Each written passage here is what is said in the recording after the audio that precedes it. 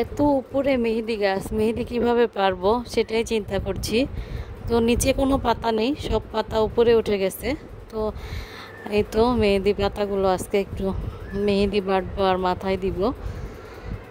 আর মেহেদিটা পারতে হবে, মানে কুটা দিয়ে টেনে তারপর পারতে হবে। হ্যালো এভরিওয়ান, আসসালামু আলাইকুম। টুকিটাকি কাজ করতে করতে আপনাদের সাথে কিছু কথা বলি আর গল্প করি। তো গ্রাম অঞ্চলের অনেক কাজ থাকে, সকাল থেকে উঠে অনেক কাজ করেছি, কাপড় ধুইছি, তারপর রান্নাবাড়া করছি, একটু ধানও শুকা দিছি। এই ধানগুলো আমি আমার খালার কাছ থেকে এনেছি। তো এখানে আবার নারিকেল গাছের সইলা কেটে নিচ্ছি। তো গ্রাম অঞ্চল, এটা তো বুঝেনি, অনেক কাজ থাকে, এগুলো কাজ কিন্তু টাউনে নেই। তো আমি আর আম্মা বসে বসে ছইলা কাটছি আর ধানটাকেও শুকা দিছি, ওইটাও একটু দেখতেছি। এদিক দিয়ে সকাল সকাল উঠে যেহেতু কাপড় চোপড় ধুবো, এই জন্য রান্না বাড়াটা আগে ভাগে সেরে নিয়েছি। তো আজকে সবাই সকাল সকাল ঘুম থেকে উঠেছি। তো আমি সইলা কাটতে পারি না, মানে চাকু দিয়ে, আম্মু সুন্দর করে চাকু দিয়ে সইলা কাটে আর আমি বটি নিয়ে নিয়েছি। আর আম্মু কাটতেছে ওই সাইড দিয়ে। আর মুনতাহাকে বলছিলাম যে একটু পরপর তুমি ধানটাকে যে নাড়াচাড়া দিও।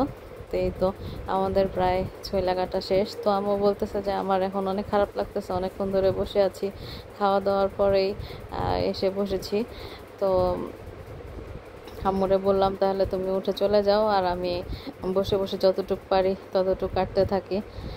তো টাউনে থাকতো তো, যখন মানে বাবা বেঁচে ছিল, টাউনে ছিলাম, তখন আর এত কাজকর্ম ছিল না। কাজের এসে কাপড় চোপড় ধুয়ে দিয়ে যেত, তারপরে হাঁড়ি পাতিল, ঘর মোছা, এগুলো সব কাজের মহিলাই করে দিয়ে যেত। আর গ্রামে তো কাজের মানুষ পাওয়া যায় না, নিজের কাজ নিজেরে করতে হয়, তারপরে কামের চাপ একটু বেশি থাকে।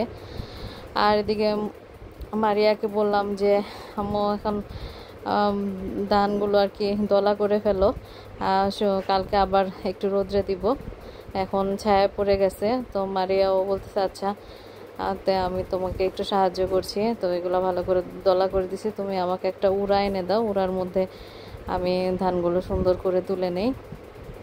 তো আমি ওকে একটা উড়া এনে দিলাম। তো চারো দিক দিয়ে ধানগুলো দোলা করে আর কি উড়ার ভিতরে তুলে নিবে। তো আপনাদের কার কার এত কাজ থাকে আমাকে অবশ্যই কমেন্টস করে জানাবেন, যারা গ্রামে আছেন। না, আমার কাজটাই বেশি, বুঝতে পারছি না, আমি কাজের জন্য মানে কোনো সুযোগই পাই না কোনো কিছু করার, প্রচুর কাজ থাকে আমার। তো এই তো মারিয়া সুন্দর করে করে দলা করে দিতেছে। তো আমি আবার মারিয়াকে বললাম যে আম্মু তোমার কি কষ্ট হচ্ছে? তো মারিয়া বলছে যে না আম্মু, সমস্যা নাই, মায়ের কাজ তো মেয়েরই করে দিতে হয়। তো আমি এখানে দাঁড়িয়ে দাঁড়িয়ে একটু ভিডিও করে নিলাম আর মারিয়া সুন্দর করে ধানগুলো তুলে নিল। তো আবার একটু মাথার মধ্যে মেহেদি দিছিল, তো আমিও মাথার মধ্যে মেহেদি দিছি। তো সব কাজকর্ম শেষ করে তারপরে যেয়ে গোসল করব। তো আমার মেয়েটা অনেক লক্ষ্মী, সুন্দর করে একটু একটু করে সব কাজই শিখে গেছে। ও কখনো কাজ করেনি, কারণ ওকে দিয়ে কখনো কাজ করাইনি। আর এখন যেহেতু দেখে যে আমার একটু কষ্ট হয়ে যায়, তো নিজে থেকেই আসে, আয়সা তারপর বলে যে আম্মু কী কী করা লাগবে, দাও তোমাকে একটু হেল্প করি। তো আমিও টুকিটাকি ওকে ফরমাইশ করি আর কি। তো আলহামদুলিল্লাহ দুইটা মেয়েই আমার খুব লক্ষ্মী, কথা শুনে। তো এই তো কথা বলতে বলতে দেখছেন আমার মেয়েটা কত সুন্দর করে সম্পূর্ণ কাজগুলো শেষ করে ফেলেছে।